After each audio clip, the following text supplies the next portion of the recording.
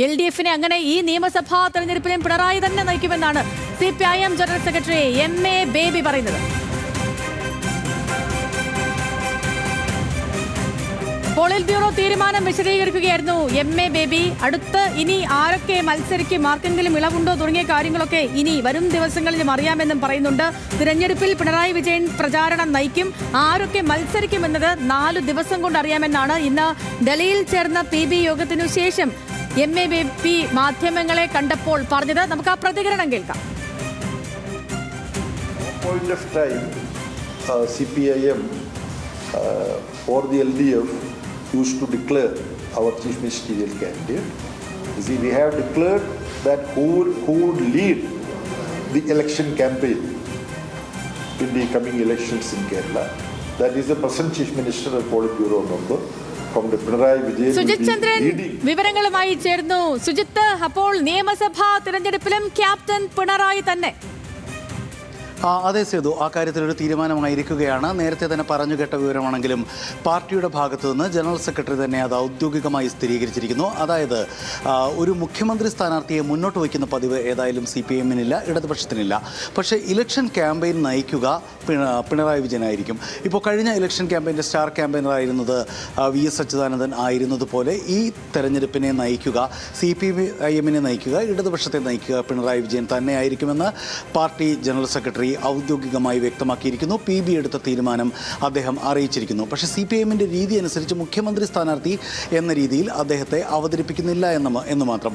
കഴിഞ്ഞ ദിവസങ്ങളിലൊക്കെ, അതായത് വിവിധ മാധ്യമ ഇൻ്റർവ്യൂകളിലും നമ്മളോടടക്കം മഹേഷ് ചന്ദ്രൻ നൽകിയ ഇൻ്റർവ്യൂവിലൊക്കെ അടക്കം ഗോവിന്ദൻ മാഷ് ഇക്കാര്യം MV ഗോവിന്ദൻ പറയുന്നുണ്ടായിരുന്നു. പിണറായി വിജയൻ തന്നെയായിരിക്കും ഇടതുപക്ഷത്തെ CPIM-നെ നയിക്കുക എന്നുള്ളത്. എന്നാൽ അതിൽ ഔദ്യോഗികമായി പറഞ്ഞിട്ടുണ്ടായിരുന്നില്ല, ആ കാര്യം ഉറപ്പായിരിക്കുന്നു. ഇതിനിടയിൽ പല സ്പെക്കുലേഷൻ വന്നിട്ടുണ്ടായിരുന്നു. ശൈലജ ടീച്ചറായിരിക്കും ഒരുപക്ഷെ നയിക്കുക എന്ന തരത്തിലുള്ള വാർത്തകൾ പലയിടത്തു നിന്നും പൊട്ടിവീണിട്ടുണ്ടായിരുന്നു. 15ാം നിയമസഭയുടെ അവസാന സമ്മേളന കാലയളവിൽ ഒരു ദിവസം പതിവിന് വിപരീതമായി നിയമസഭയിൽ പ്രതിപക്ഷത്തിന് മുമ്പേ ഭരണപക്ഷം ഗേറ്റിന് പുറത്തേക്ക് ഇറങ്ങി വന്ന ദിവസം മാധ്യമങ്ങളെ അഭിസംബോധന ചെയ്തതും വിവിധ കക്ഷി നേതാക്കളെ നയിച്ചുകൊണ്ട് സംസാരിച്ചതും KK ശൈലജയായിരുന്നു. അതിനർത്ഥം KK ശൈലജയായിരിക്കും ഒരുപക്ഷെ ഈ തെരഞ്ഞെടുപ്പിനെ ഇടതുപക്ഷത്തെ ലീഡ് ചെയ്യുക, ഒരു മുഖ്യമന്ത്രി സ്ഥാനാർത്ഥിയെ അവരെ മുന്നോട്ട് വയ്ക്കും എന്നൊക്കെ തരത്തിലുള്ള സ്പെക്കുലേഷൻസ്, രാഷ്ട്രീയ ഊഹാപോഹങ്ങൾ പല ഭാഗത്തു നിന്നുണ്ടായെങ്കിലും ഇപ്പോൾ ജനറൽ സെക്രട്ടറി സ്ഥിരീകരിക്കുകയാണ്, MA ബേബി സ്ഥിരീകരിക്കുകയാണ്, CPIM-നെ നയിക്കുക, LDF-നെ നയിക്കുക പിണറായി വിജയൻ തന്നെയായിരിക്കും. അടുത്ത തെരഞ്ഞെടുപ്പിൻ്റെയും ക്യാപ്റ്റൻ, ഇടതുപക്ഷത്തിൻ്റെ ക്യാപ്റ്റൻ പിണറായി വിജയൻ തന്നെ.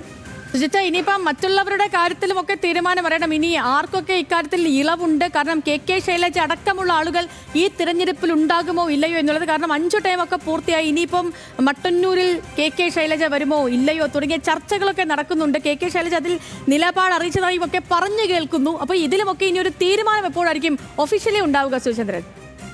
ഏതായാലും കഴിഞ്ഞ കുറേ ദിവസങ്ങളായി ജില്ലാ സെക്രട്ടേറിയറ്റുകൾ നടക്കുകയാണ്. ജില്ലാ സെക്രട്ടേറിയറ്റുകളിൽ അതാത് ജില്ലകളിൽ ആരൊക്കെ ആയിരിക്കും മത്സരിക്കുക എന്നത് സംബന്ധിച്ചിപ്പോൾ തൃശ്ശൂരാണെങ്കിലും തിരുവനന്തപുരത്താണെങ്കിലും ഒക്കെ തീരുമാനം വന്നു കഴിഞ്ഞു. കൊല്ലത്ത് തീരുമാനം ഉണ്ടായി കഴിഞ്ഞു. തൃശ്ശൂർ ഉണ്ടായിട്ടില്ല. കൊല്ലത്ത് തീരുമാനമുണ്ടായി, തിരുവനന്തപുരത്തുണ്ടായി, പത്തനംതിട്ടയിലും ഏകദേശം തീരുമാനമായി.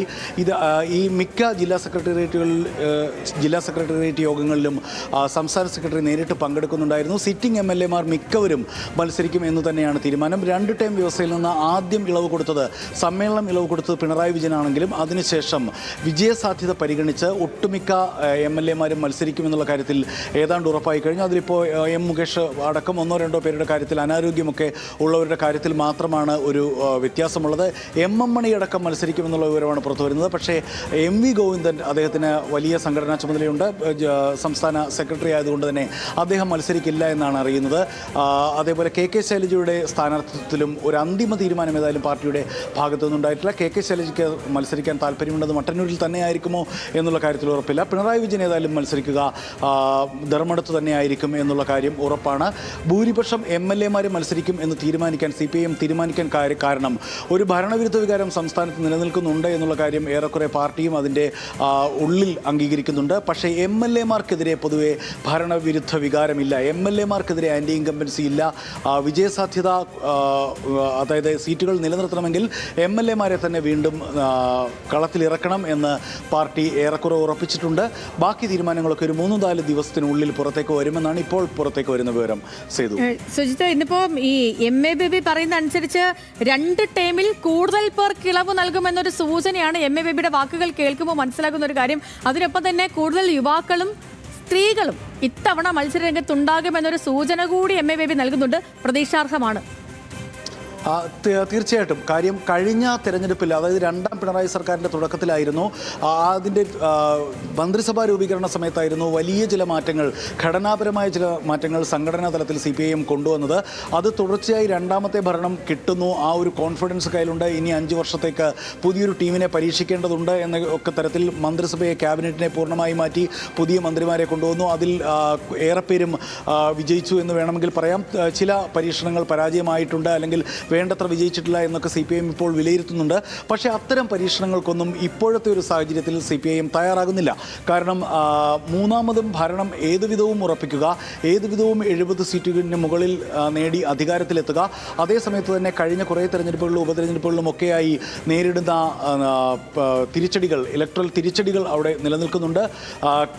ഏറ്റവും ഒടുവിൽ തദ്ദേശ തെരഞ്ഞെടുപ്പിലടക്കം വലിയ തിരിച്ചടി ഉണ്ടായ സാഹചര്യത്തിൽ അത് നീക്കി ഭരണത്തിലേക്കെത്താൻ, അതായത് 70 സീറ്റുകൾക്ക് മുകളിൽ ഏത് വിധവും എത്താൻ ഉള്ള സാഹചര്യം LDF-നുണ്ട് എന്ന് LDF ഉള്ളിൽ വിലയിരുത്തുന്നുണ്ട്. അതേസമയം തന്നെ UDF വലിയ കോൺഫിഡൻസിലാണ്. ടൈറ്റായിട്ടുള്ള മത്സരമാണ്, നെക്ക് ടു നെക്കായിട്ടുള്ള മത്സരമാണ് കേരളത്തിൽ നടക്കാൻ പോകുന്നത് എന്നുള്ള കാര്യത്തിൽ ആർക്കും സംശയമില്ല. അതുകൊണ്ട് തന്നെ പരീക്ഷണങ്ങൾക്ക് മുതിരാൻ തയ്യാറല്ല.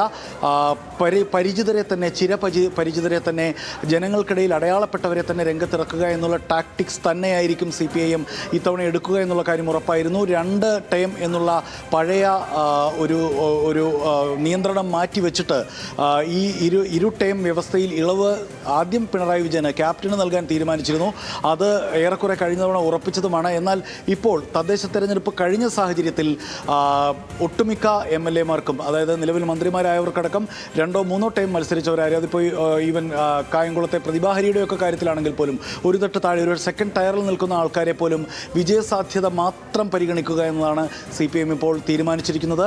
അക്കാര്യത്തിൽ ആ ഒരൊറ്റ ലക്ഷ്യം മുന്നിൽ വെച്ച് തന്നെയാണ് സീറ്റ് നിർണയ ചർച്ചകൾ പുരോഗമിച്ചുകൊണ്ടിരിക്കുന്നതും. സേതു.